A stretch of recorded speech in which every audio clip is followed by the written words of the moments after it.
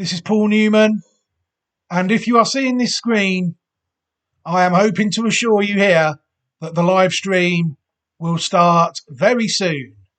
So please stay tuned. Hello everybody, and welcome back.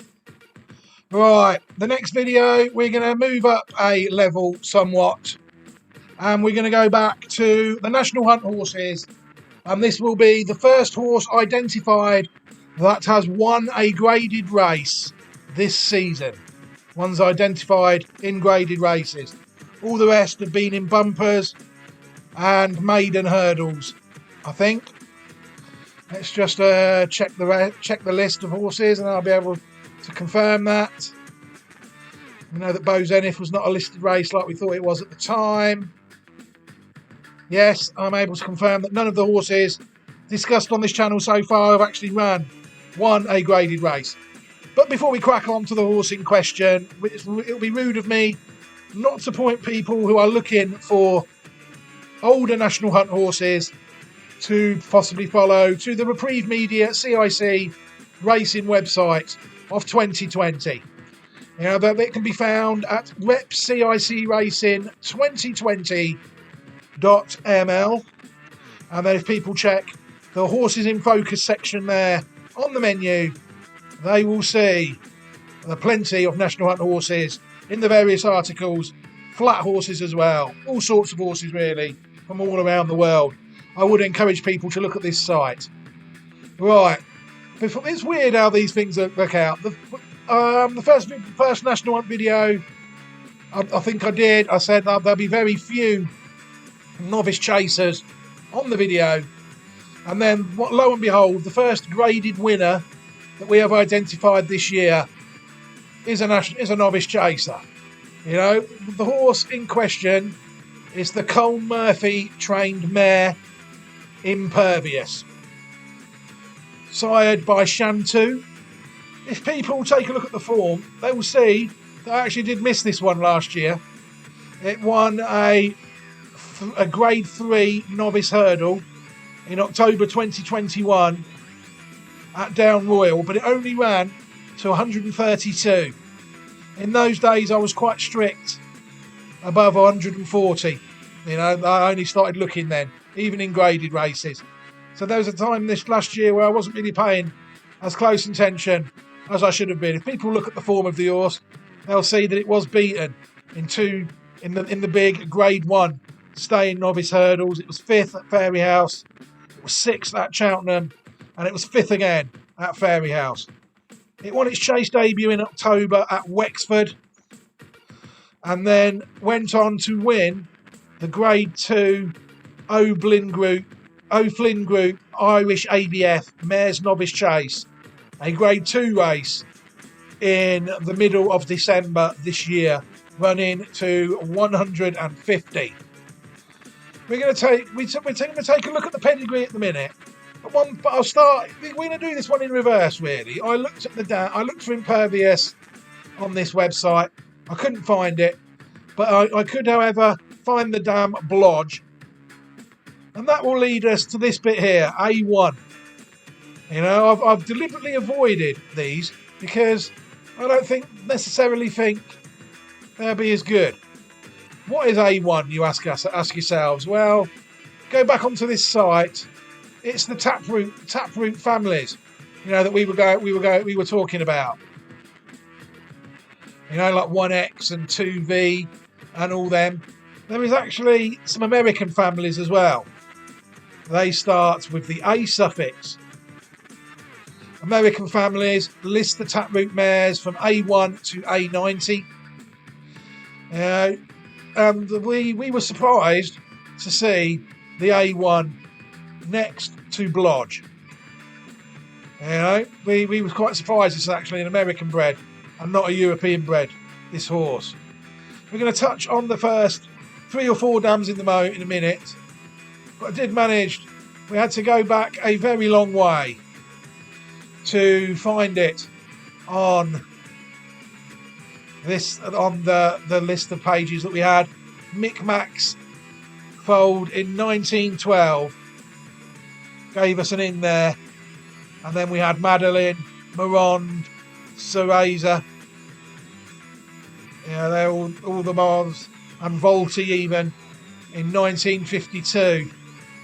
Took us a bit nearer to the current day, but then we have Golden Broom after that, and Zanoya. You'll see there that ours branches off a bit there, goes to a horse called 10 Ace, who was foaled in 1963, and 10 Ace we just couldn't locate on here. So we're about there, as you can see. These American breds. Why do I think they're not as good? Well, where's all the bold classic form? Now this site is done totally different. Listen, if they win there, look. But you'll see ours. We've got a Grand Prix de Vichy winner of 2019, foaled in 1921, and Prima Donna on the Prix Boyard in France, as did Tom Burr in the 60s. And, there's not much there.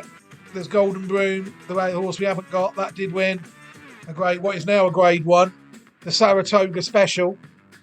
So it's hard to say what to make of this or make of that. The first dam of the horse that we did find on the site was Blodge by Calanese. You'll see there that the form of Blodge is actually very moderate indeed. It never raced to 100 in its career. Never won a race, never raced to 100. And Impervious by far and away is the best foal that she has foaled so far. But the second dam, it's then when things got very interesting. The second dam is Bilboa, and that was a very good horse. She also foaled some fairly decent horses. A handicap chase, a horse that was placed in a Grade B handicap chase. And this one, the West's Awake, only rated 145 by Yates. I mean, it's run in a lot of decent stay-in chases, really, over the past 2 or 3 years. It's not managed to win many. It's won an 11 grand race there. But it was actually placed in a Grade B race at Cork, a Grade B handicap chase, when it was third. And it was also, again, placed another Grade B chase at Killarney before that, when it was running to about its best form of just above 140. It was also fourth in the 2020 Galway Plate and the 2020 Kerry National Grade A handicap chases. But it's when people look at the form of Bilboa, really, that I think that they will be impressed, because Bilboa herself was rated 157. Beat some very good horses in France. It beat Jair de Cochet, who Ferdy Murphy brought over here. I think it was Ferdy Murphy, but it might have been even trained by a Frenchman when it came over here in the 2000 chase at Anguillon, a track which is no longer used, sadly. The Prix General de Saint-Didier. I think what happened in France isn't a sign of what happened in England with jumps racing. There used to be a lot of French jumps tracks that used to have a group racing, but it's all gone to Auteuil. Let's just hope Cheltenham isn't the only track in town in 20, 30 years. It then ran in the finale hurdle. It was beaten by Jair de Cochet. Remember them, the 2000s, when French trainers brought their horses over. Second of 8, beaten 4 lengths by Jair de Cochet again in the finale hurdle. It then stayed in England for a while after that, winning 2 Grade 2s. It won the Adonis Juvenile Hurdle, and it won the Anniversary 4-year Hurdle at Aintree, when it beat no more than the mighty future 2-year-old chaser Azerta Uiot by 21 lengths. Now, this is the sort of horse we're talking about here. It then was second behind Leading Light in the 2001 Christmas Hurdle, and it was also placed in the 2002 Champion Hurdle behind Pour la Loire. She was third in 2002. Pulled up on her last start behind Ilnamar in the Aintree Hurdle of the same year. The third dam is Maisonnais, And again, no form at all. But she is, Bilboa herself, is actually a half-sister to a horse rated even higher than her. No, just below her actually, a rated 155 chaser, Makunji. If people go through her form again, mainly all in France, her form here. A couple of hurdle victories in 1998. It was only when she brought, as a novice chaser in the UK, that she achieved graded form, winning, excuse me, the 1999 Pendle Novices Chase, beating No Retreat by 27 lengths. What a performance. And then it also won, in January 00, it won a Class B handicap chase, the Ladbrokes Trophy, when it beat Celibate by 26 lengths, when it ran to a career best mark of 155. It was also third in the 2000 Melling Chase, beaten by Direct Route. And it's a proper national hunt look through history. Very pleasurable it is to do these videos and bring these horses back to the current day. Makunji herself actually foaled a nice horse.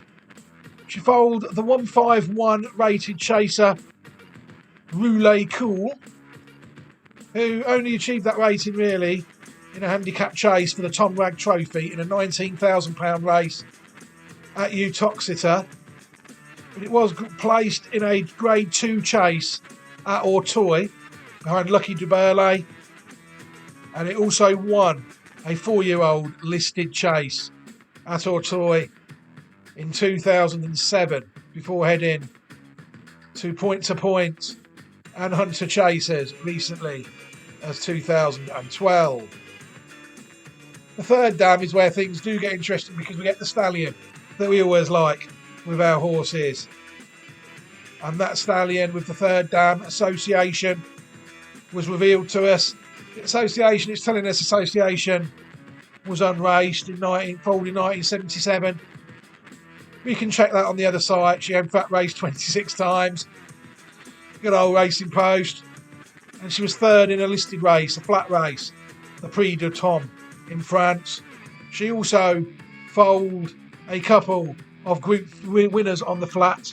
Tartas, who was foaled in 1986, won the 1989 Prix Daphne, and was also second in the Group 3 Prix André Babouin of 1989 at another track that is not used. 2 tracks there that are not used anymore, Evry and Lyon-Villeurbanne. Very sad really. And then we get the stallion we wanted in the form of Mansonian, who is in fact a full sister to the dam, I think. Because I think the dam, Mansonian, is also out of Titmoss. No, she is not. She's out of Labus. My mistake. And if you look at Mansonian's form, I'm going to take this as granted. It won the Group 3 Prix Exubery of 1990. And it was also placed in a Group 1 behind a horse called St Andrews in the 1989 Prix Gannet. It also ran in a £50,000 race in Ostend in Denmark, where he finished second. Placed in a Group 2 also in 1988 in the Prix Jean de Chaudenay. A solid career really, and if people look at his stud record, they will see that although he died aged 25, he was capable of foaling some decent horses over above the 140 mark that we look for over hurdles, mainly all in France. People may remember Gold and Silver. That was the top rated one, rated 170. The sort of sire really that was underutilised at the time, because National Hunt horse breeding in England and the UK and Ireland was still mainly using sires based there. I mean, now you will see a lot of sires like Blue Brésil and Marteline that were coming through, you see, that were based in France and still being used, walk in the park, before being bought by Coolmore, and that they actually made their career in France. And this one did, but it wasn't really used as much in the UK. But I do think It's a very interesting horse, this Impervious. Let's go back, take a quick look. It's winner of 5 of its 8 races. And as it's won a grade 2, really, I suppose by identifying this horse, we're thinking grade 1s now. Maybe the Mare's Chase at the Cheltenham Festival. Although my old standing dish is in there, LMA has retired and has been sold to stud. And LMA and the Scarlet and Dove always be tough nuts to crack. And I've got Allegory Devassi as well. As soon as that runs, that will be on this, hopefully be on this site as well if it's as good as I hope it will be. But for now, we're going to stick with Impervious as our first graded winner identified of the year. And we're going to take a look at the horse win. And then we're going to end the video. Let's have a look at it and see what we think.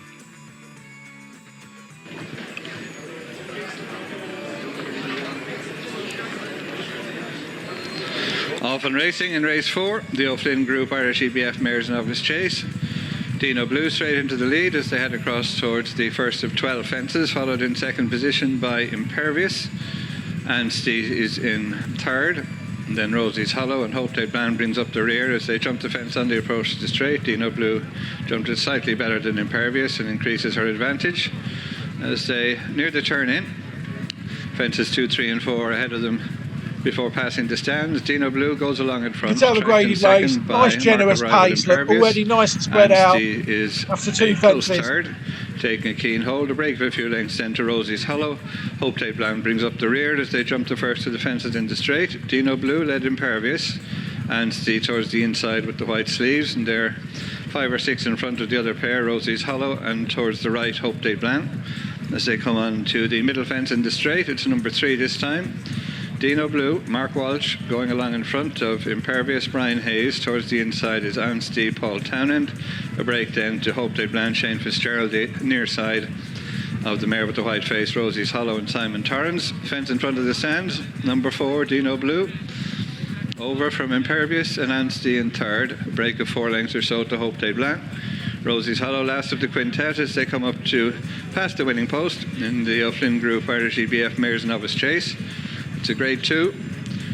They're going into the turn that'll bring them on to fence number 5 before heading into the back straight. Dino Blue leads, tracked all the while, about a length and a half back by Impervious. Similar break to Anstey in third. About 4 lengths then to Hope Day Bland, and bringing up the rear is Rosie's Hollow as they go along the side of the course. Nearing number 5 before turning down the far side.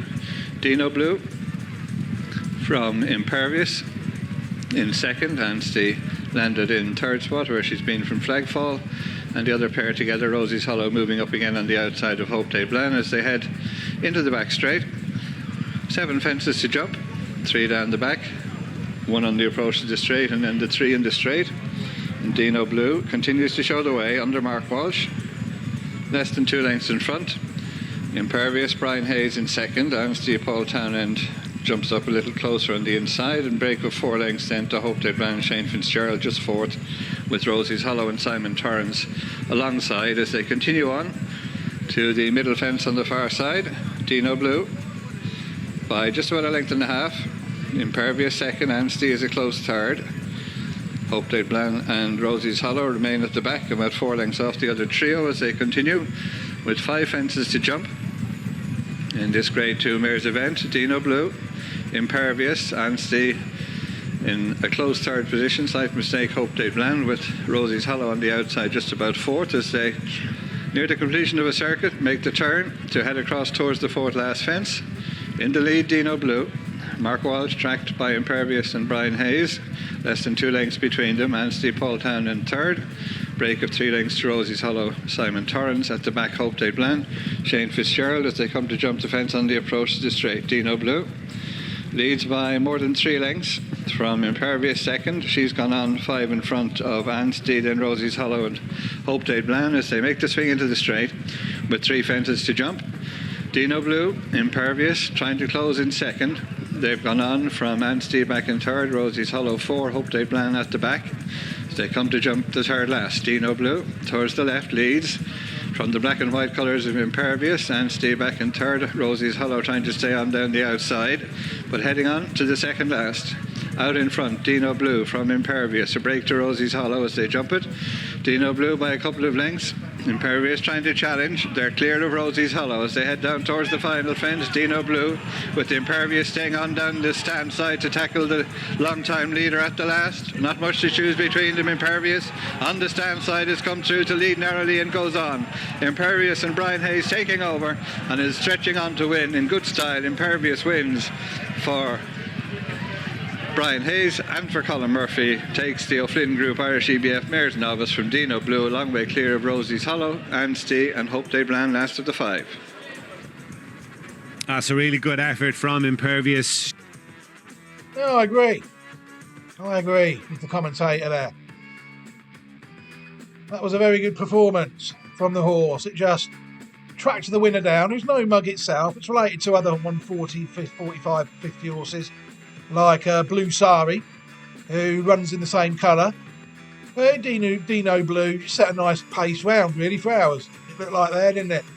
And Hours just mugged her over the last, and off it went. Hard to really say what this horse has got left. It didn't really look to have much of a test there, did it? Jumped well, apart from maybe a sketchy jump at the first, again, like the commentator said. But I think that was a good performance.